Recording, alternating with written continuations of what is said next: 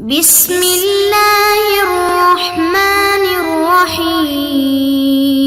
السلام علیکم معزز طلباء کرام، آپ سب کیسے ہیں؟ آج ہم تفسیر بیضاوی کے سبق نمبر 201 کو پڑھیں گے۔ آج کے ہمارے سبق کا عنوان ہے صم بکم عمی۔ آج کے سبق میں ہم انہی الفاظ کی لغوی تحقیق بھی کریں گے اور دیکھیں گے کہ یہ کس لیے بولے جاتے ہیں اور ان کے استعمال کیسے ہیں، اور دوسرے نمبر پر یہاں جس معنی میں بولے گئے اس معنی پر ان کا انطباق و اطلاق بھی ثابت کریں گے، اور اس معنی کے سمجھنے پر ہم بطور شاہد کے یا بطور شواہد کے اشعار عرب سے بھی وہ اس پر تفریعاً وہ اشعار بھی سنیں گے، سمجھیں گے، اور پھر بالخصوص جو ہے وہ ان اسماء کا جو سمن ہو، بکمن ہو، عمیون ہے، ان کا منافقین پر اطلاق وہ آیا کہ استعارے کے طور پہ ہوگا یا تمثیل کے طور پہ ہوگا، تو اس جہت کو بھی واضح کرنے کی کوشش کی جائے گی۔ یہ کچھ تعارف تھا جو آج کے سبق میں ہم سننے جا رہے ہیں۔ تو بہرحال آئیے ہم سب سے پہلے تو آج کے سبق کی عبارت پڑھ کے اس کا ترجمہ کرتے ہیں، اس کے بعد پھر اس کی وضاحت کی طرف ہم بڑھیں گے۔ تو مصنف علیہ رحمہ لکھتے ہیں صم بکم عمی فہم لا یرجعون، یہ آگے سائد کا حصہ ہے۔ تو فی الحال صم بکم عمی، وہ بہرے ہیں، گنگے ہیں، اندھے ہیں۔ لما صدوا مسامعهم عن الإصاغة إلى الحق وأبوا أن ينطقوا به ألسنتهم ويتبصروا الآيات بأبصارهم جعلوا كأنما أيفت مشاعرهم وانتفت قواهم۔ جب منافقین نے اپنی سماعتوں کو، اپنے کانوں کو حق کی طرف سننے سے، توجہ کرنے سے روک دیا، اور ان کی زبانوں نے حق گوئی سے انکار کر دیا، اور ان کی آنکھوں نے وہ نشانیاں جو حق تھی وہ دیکھنے سے وہ رک گئیں، تو اب ان منافقین کو بنا دیا گیا گویا کہ ان کی جو مشاعر ہیں، جو یہ حواس شعور ہیں، یہ معوف ہو گئے ہیں، معطل ہو گئے ہیں، اور ان کی قوتیں منتفی ہو گئی ہیں۔ کہ قولہ، جیسے کہ شاعر کا یہ کہنا کہ صم اذا سمعوا خیرا ذکرت بہ، کہ وہ بہرے ہو جاتے ہیں جب وہ میرا تذکرہ خیر سن لیں۔ وَإِن ذُكِرْتُ بِسُوءٍ عِنْدَهُمْ أَذِنُوا، اور اگر میرا وہاں پر وہ برا ذکر آ جائے تو پھر وہ کان لگا کے توجہ سے سنتے ہیں۔ وَقَوْلِهِ، اور ایسے ہی شاعر کا یہ کہنا کہ أَصَمُّ عَنِ الشَّيْءِ الَّذِي لَا أُرِيدُهُ، کہ میں بہرا ہوں ہر اس شے کی سننے سے کہ جس کو میں نہیں سننا چاہتا۔ وَأَسْمَعُ خَلْقَ اللَّهِ حِينَ أُرِيدُهُ، اور میں اللہ کی ساری مخلوق کو سنتا ہوں جب میں اسے سننا چاہتا ہوں۔ وَإِطْلَاقُهَا عَلَيْهِمْ عَلَى طَرِيقَةِ التَّمْثِيلِ لَا الِاسْتِعَارَةِ، اور ان الفاظ کا منافقین پر جو اطلاق ہے وہ از طریق تمثیل کے ہے، نہ کہ استعارے کے طور پر۔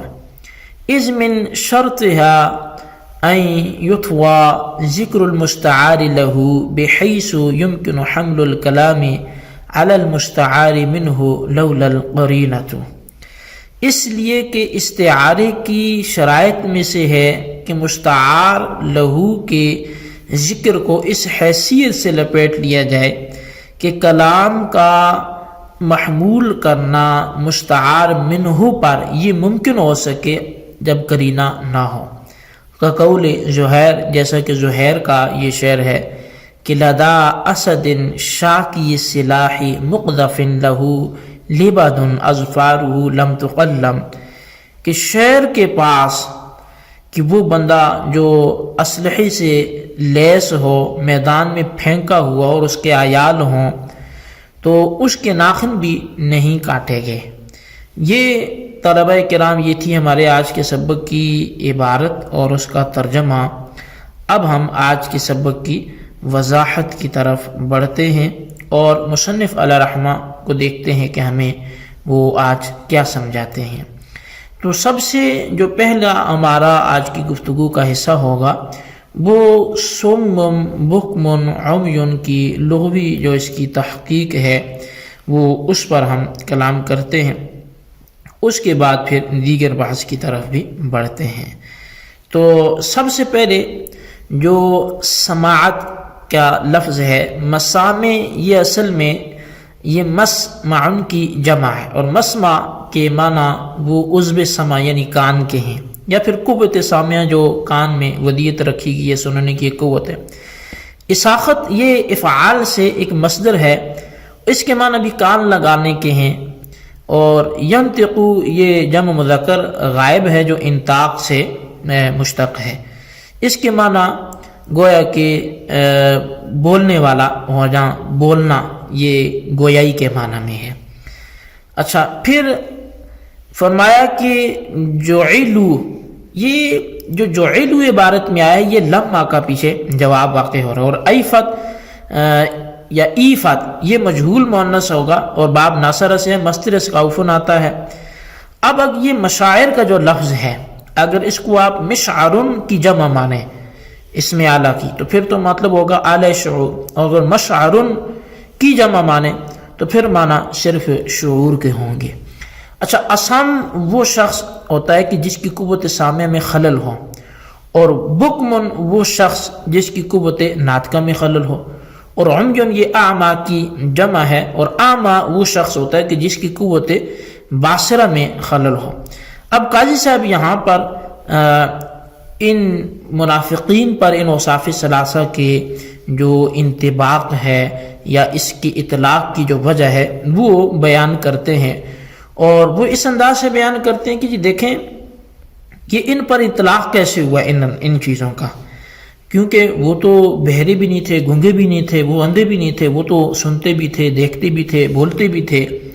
تو قاضی صاحب نے اس کا یوں انطلاق کیا، اطباق کیا کہ یہ صرف اعضاء کی ناکامی پر ہی نہیں بولا جاتا، بلکہ جب سننا جو چاہیے وہ نہ سن سکے تو اسے بہرا بولتے ہیں۔ جو حق سننے سے جو کان قاصر ہوں تو اس سننے کا پھر کوئی فائدہ نہیں، پھر وہ بہرے ہیں۔ جو زبان حق بول نہ سکے تو وہ پھر گنگی ہے، جو آنکھیں حق دیکھ نہ سکیں تو وہ پھر اندھی ہیں۔ تو لہٰذا اب گویا کہ جب انہوں نے حق نہ دیکھا، حق نہ سنا، حق نہ بولا تو وہ اندھے بھی ہو گئے، وہ بہرے بھی ہو گئے، وہ گنگے بھی ہو گئے۔ اور اس پر بطور استشہاد کے جو قاضی صاحب نے اشعار پیش کیے ہیں کہ دیکھیں شاعر بھی ان الفاظ کے استعمال اپنے شعروں میں کرتے ہیں، شعراء بھی، اور وہ بھی کہتے ہیں کہ سمن اذا سمعوا خیرا ذکرت به وان ذکرت بسوء عندهم اذنوا، کہ وہ بہرے ہو جاتے ہیں جب میرا تذکرہ خیر سنے۔ اب یہ شعر میں وہ شاعر کیا کہہ رہا ہے؟ بہرے ہونے کے کیا مطلب ہے کہ ان کے کان خراب ہو جاتے ہیں؟ نہیں، خراب نہیں ہوتے، مطلب وہ اعراض کرتے ہیں، جب میری خوبی کی بات آتی ہے وہ سننا ہی نہیں چاہتے اسے۔ تو لہٰذا اس نے بھی بہرے ہونے کے لفظ کا استعمال وہ عدم توجہ پر کیا ہے۔ اور اسی طرح دوسرا شاعر کیا کہتا ہے کہ اسم عن الشیء الذی لا ارید، کہ جس شے کو میں سننا ہی نہیں چاہتا میں اس حوالے سے بہر ہو جاتا ہوں۔ تو مطلب وہ اپنا کہہ رہا ہے کہ میں جس کو نہیں سننا چاہتا تو میں بہر ہو جاتا ہوں۔ تو مطلب یہ کہ نہ سننا صرف کان کے ضائع ہونے کی بنا پر نہیں ہوتا، بلکہ وہ نہ سننے کا چاہنا کہ میں نہیں سننا چاہتا تو اس پر بھی بہرے کا اطلاق ہوتا ہے، نہ دیکھنے کا چاہنا اس پر بھی اندھے کا اطلاق ہوتا ہے۔ اب یہاں پر فرمایا کہ یہ جو منافقین پر ان اوصاف کے اطلاق کیے گئے یہ بطور تمثیل کے نہیں ہے، تمثیل کے طریقے پر ہے، استعارے کے طور پر نہیں، اس لیے کہ استعارے کی شرائط میں سے یہ ہے کہ مستعار لہو کے ذکر کو لپیٹ دیا جائے اس طور پہ کہ کلام کا مستعار منہ پہ محمول کرنا وہ پھر بھی ممکن ہو اگرچہ قرینہ نہ ہو۔ اس پر وہ شاعر کا شعر بھی پیش کیا۔ تو بہرحال یہاں استعارے کے طور پر نہیں ہے بلکہ تمثیل کے طور پر ہے۔ جی طلبہ کرام، یہ تھی ہمارے آج کے سبق کی عبارت، ترجمہ اس کی وضاحت۔ اس کو آپ اچھی طرح سمجھیں، اس کے خلاصے کو اپنے رجسٹر پر لکھیں۔ بالخصوص ان سوالات کے جوابات ہیں کہ جب وہ دیکھنے سننے بولنے والے تھے تو انہیں اندھا گونگا بہرا کیوں کہا گیا؟ اور سوال نمبر 2 یہ ہے کہ ان چیزوں کا اطلاق جو منافقین پر ہے وہ استعارے کے طور پہ یا تمثیل کے طور پہ ہے، اس کو بھی تحریر کریں۔ اللہ تبارک و تعالیٰ سے دعا جو کچھ ہم نے سنا پڑا اسے یاد رکھنے کی توفیق نصیب فرمائے، آمین بجائے نبی الامین صلی اللہ علیہ وسلم۔